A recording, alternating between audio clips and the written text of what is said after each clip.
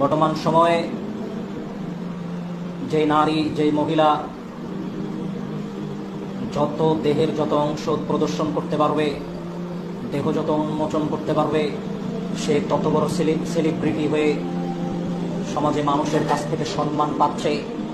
যে নারী যত নগ্ন হতে পারে, যে নারী যত বেহায়াপনা বেলাল্লাপনা প্রদর্শন করতে পারে, আজকের সমাজের মানুষ সেই নারীকে ততটুকু সম্মানের স্থানে রেখেছে।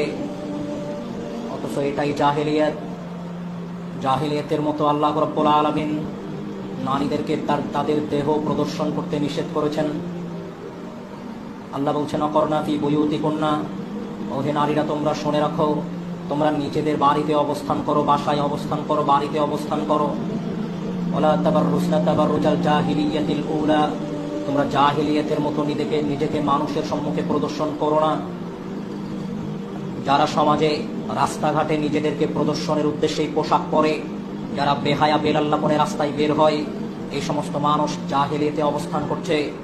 তারা জাহেলিয়াতের মতো নিজেদের দেহ মানুষের সম্মুখে প্রদর্শন করছে। অথচ আল্লাহর নবী রাসূল সাল্লাল্লাহু আলাইহি ওয়াসাল্লাম বলছেন, ইবনে মাসউদ রাদিয়াল্লাহু আনহু قال عن النبي صلى الله عليه وسلم, ইবনে মাসউদ রাদিয়াল্লাহু আনহু বলছেন রাসূল সাল্লাল্লাহু আলাইহি ওয়াসাল্লাম বলছেন, ওই সমস্ত